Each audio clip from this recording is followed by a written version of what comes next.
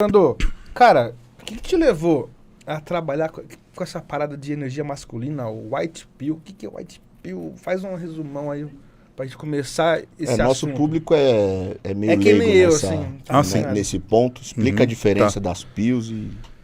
O primeiro que eu comecei a estudar como esse você assunto chegou nisso? e trabalhar foi pro meu próprio desenvolvimento pessoal, né, como a maioria dos caras começa, né? Então, em determinado momento, e geralmente a gente começa pelo sofrimento, claro, né?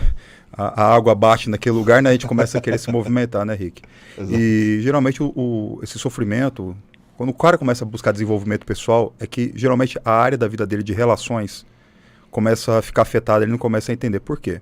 E comigo também não foi diferente, né? A área de relacionamento com as mulheres, tudo, estava complicada. Eu tinha acabado de sair de um relacionamento que eu tinha ficado chateado, não tinha entendido bem por que tinha terminado, apesar de eu ter feito tudo certo, supostamente. Eu comecei então a estudar sobre desenvolvimento pessoal, e na época o Instagram não era tão forte, comecei pela internet mesmo, Google e tal, desenvolvimento pessoal masculino. E eu encontrei as obras de um cara chamado Nessahan Alita, tá? Que ele é um pseudônimo, na verdade, ninguém sabe quem é o cara, a gente sabe que ele é brasileiro, mas ninguém sabe ao certo quem é esse cara. Ele escreveu algumas obras, né, intitulado O Sofrimento Amoroso do Homem, na verdade. E se ler aquilo ali é um soco no estômago, sobre comportamento masculino, sobre comportamento feminino, e sobre um assunto que é tabu. Hoje muito se fala do sagrado feminino, mas não se fala do profano feminino. Tá? E aí eu li as obras do cara e aquilo ali, de certa forma, é uma referência da Red Pill no Brasil.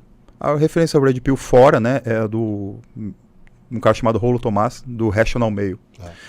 E aqui no Brasil, essa obra do Rollo é muito famosa, né? Tem a Esther Villa também, entre outros autores. Mas o do Alita, né, que as obras, um brasileiro, que ninguém sabe quem é, repito, você encontra no Google, é só você baixar, que ele vai falar muito sobre esse assunto. E foi esse o primeiro momento que, na época que eu li, não se falava em Red Pill. Era apenas uma obra falando do sofrimento amoroso do homem com um viés que ninguém estava falando. E depois que eu fui entender, né, mais para frente, o termo Red Pill. Na verdade, o Red Pill é pílula vermelha em inglês, faz referência ao filme Matrix, onde o Morpheus apresenta para o Neo, você quer continuar na Matrix, você usa aqui a pílula azul, que a gente chama de Blue Pill.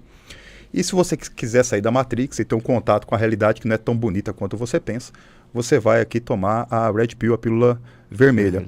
Nos relacionamentos afetivos, né, que é onde a gente mais fala das pílulas, o Blue Pill é aquele cara que a gente pode chamar do cara super emocionado, aquele cara que está tomado pelo amor romântico, aquele cara que entende que no relacionamento com a mulher, ele tem que ser aquele que atravessa os 7 mares, escala as mais altas montanhas. Ele é tomado pelo imaginário da Disney.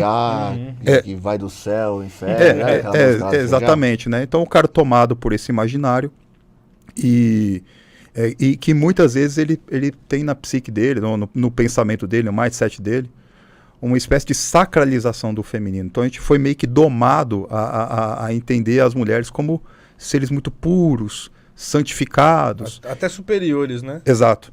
E que o homem, que o homem é o grande vilão das relações afetivas. O homem é sempre o ruim, o homem é sempre o que trai, o homem é o que nunca quer nada sério, o homem é sempre aquele que manipula. Não, Ou que é não... bonzinho demais, até isso é defeito. Exatamente.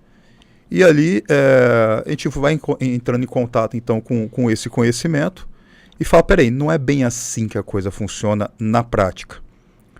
E depois, no meu perfil lá no Instagram, como eu tenho muitas seguidoras, atendi muita mulher já, falou, caramba, realmente muito do que se fala na Red Pill está aqui na prática, vindo delas mesmas, né?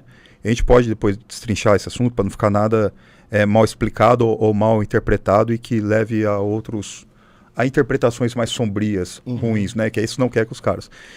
Quando se fala, por exemplo, de White Pill, que é pílula branca, é um termo relativamente novo e a gente não deve ficar muito apegado a esse tipo de rótulo, sabe? Sim. É mais assim o que a gente tenta explicar para os caras da White Pill?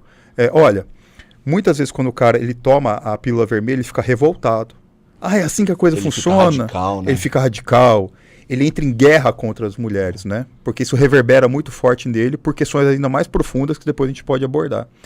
A White, eu acho que é aquele cara que superou essa raiva, Mas ele sabe como é que a coisa funciona, mas às vezes assim, ele não tá em guerra, ele convive bem. Parada mais sóbria, o White Pill. É mais madura, É o mais cara sóbria. que digeriu a Red Pill, tá ligado? Exatamente. E ele, como foi o meu caso, eu não parei só no conhecimento da Red Pill. Por exemplo, eu fui estudar outras coisas, como a própria constelação familiar, que faz muita referência às dinâmicas do inconsciente da família, por que eu ajo assim, quais são as minhas dores. Então o cara vai além desse conhecimento, ele tem um conhecimento um pouco mais sóbrio mesmo, né? Um pouco mais profundo, por exemplo. Então, é esse cara que entrou num processo de amadurecimento, em que ele não tem mais tantas feridas com relação ali à dinâmica com as mulheres, embora ele já não seja mais um blue pill. Embora ele saiba mais ou menos como a coisa funciona. Alguns vão dizer, o cara também tem esse termo purple pill, que é o cara que mesmo assim quer se relacionar com as mulheres, sabendo que o mar não está muito para peixe atualmente para o homem se relacionar. Mas eu chamaria da White esse cara que acumulou conhecimentos mais profundos e está num lugar meio de, como você disse, eu gostei dessa palavra, de sobriedade. Ele olha-se a coisa de cima num sentimento de maturidade maior. Ele sabe diferenciar, sabe interpretar cada situação. Exato. Sem se deixar levar pela emoção. Racionalmente ele consegue se posicionar. Não ser feito de panaca. Exatamente. É um cara que ele, pela maturidade dele, pelo desenvolvimento pessoal dele, ele tem um autodomínio. Isso é muito importante num cara. Sim. Ele ter o autodomínio. Tanto para ele não querer simular uma frieza que na verdade ele não tem, porque ele está ferido, ele tem medo, ele é um mecanismo de defesa, quanto justamente para ele não mergulhar na emoção. E a gente sabe que um homem extremamente tomado pelas emoções é um caminhão sem freio. Não sabe o que vai acontecer, que tipo de reação que ele vai ter, seja para o bem ou seja para o mal.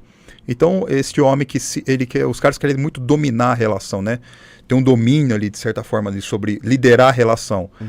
E, Orlando, ela não... eu não consigo, não sei o que. Fala, cara, primeiro domina-te a ti mesmo. Depois o resto vem como consequência. Uhum.